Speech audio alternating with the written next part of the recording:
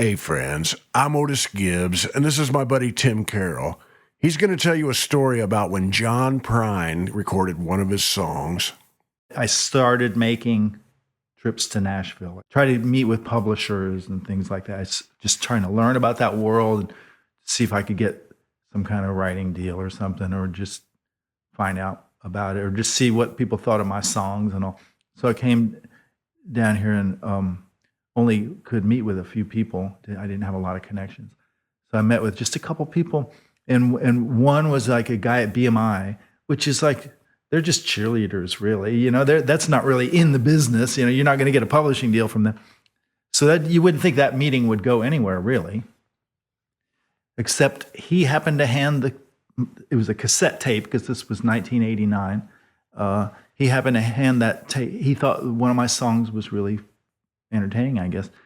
He handed the tape to a guy named Keith Sykes, who lives in Memphis and who is an artist, but also a producer and sort of a publisher and this and that. And Keith happened to be working with John Prine right then. And so Keith showed the song to John Prine, and I guess Prine liked it, and somewhere in there they started playing it. Keith told me that John liked it and was jamming on it, and that they might record it, I guess. And so then I made like my second trip to Nashville or something. And I think Keith must have told me, hey, we're going to record your song this weekend in Memphis, you know.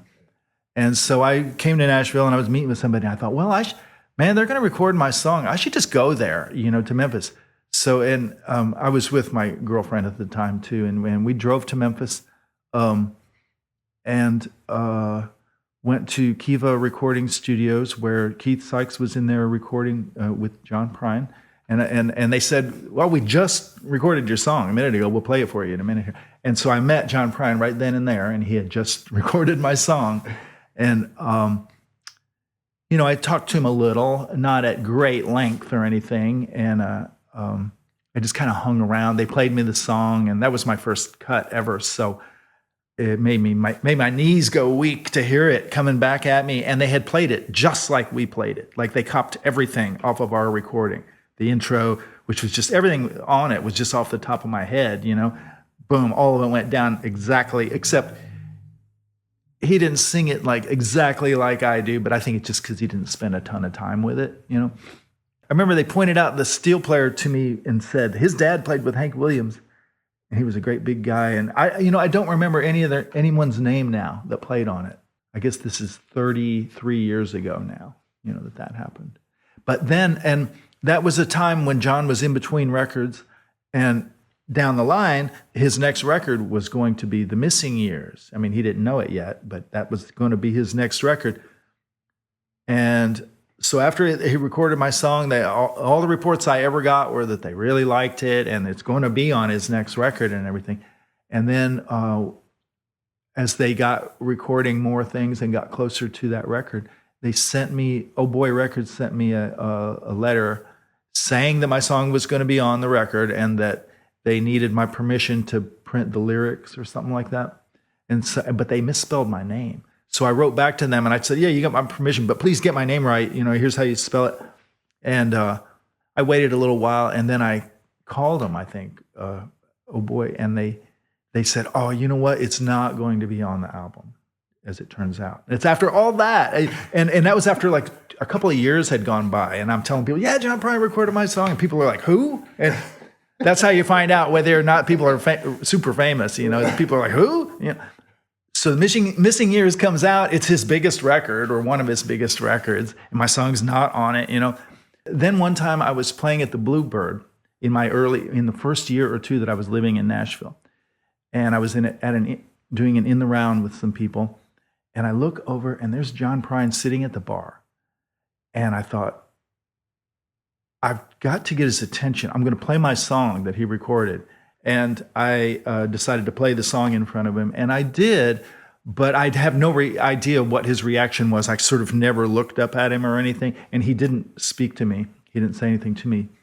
And I don't know when he left or anything. But that occurred where I played it right in front of him, you know, trying to get his attention. The next time I had any encounter with him, I was at the Sutler, the old Sutler, not the one that just closed. And there was a pool hall downstairs. It's still there, I think, the billiards place that's downstairs. And John Prine used to go down to that billiards hall, I think, a lot. And so I was standing by the window, and I actually saw him going down there. I think he was carrying his pool stick, like in a little bag or something. And I saw him walk down there, but out through the window. And but I certainly wasn't going to say anything to him.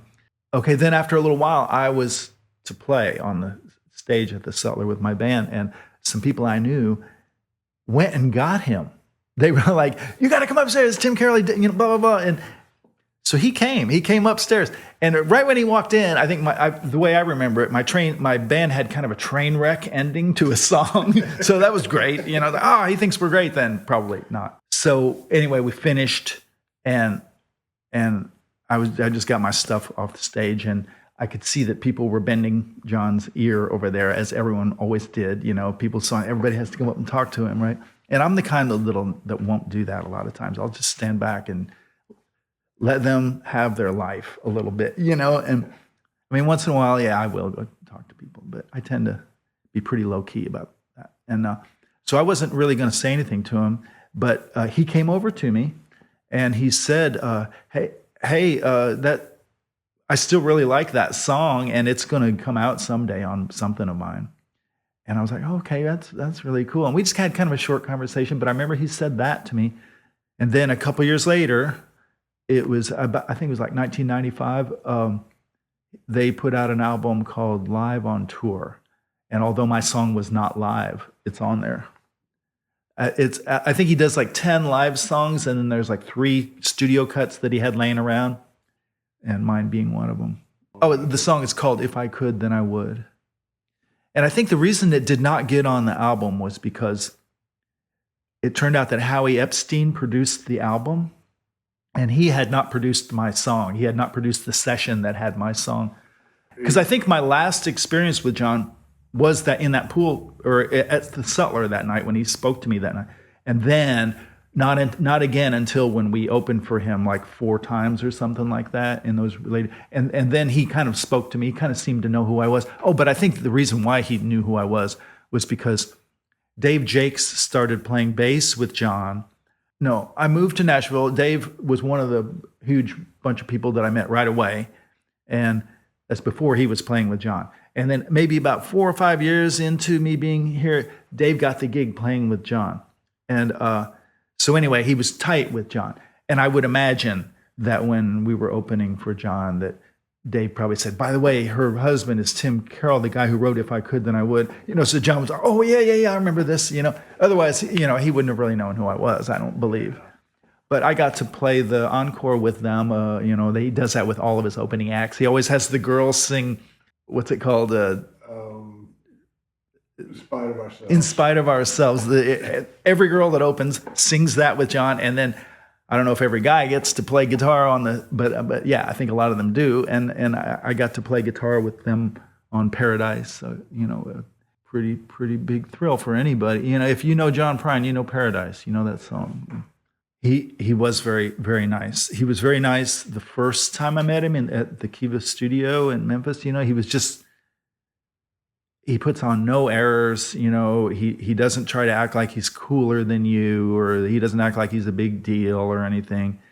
And it was that way, the other time when I spoke to him, when he told me that he liked my song a lot too, he was just, he didn't have to come over and say that to me. He's just sort of a guy that he thought, I should say something to this kid, whatever. And wasn't really a kid, but I was younger than him.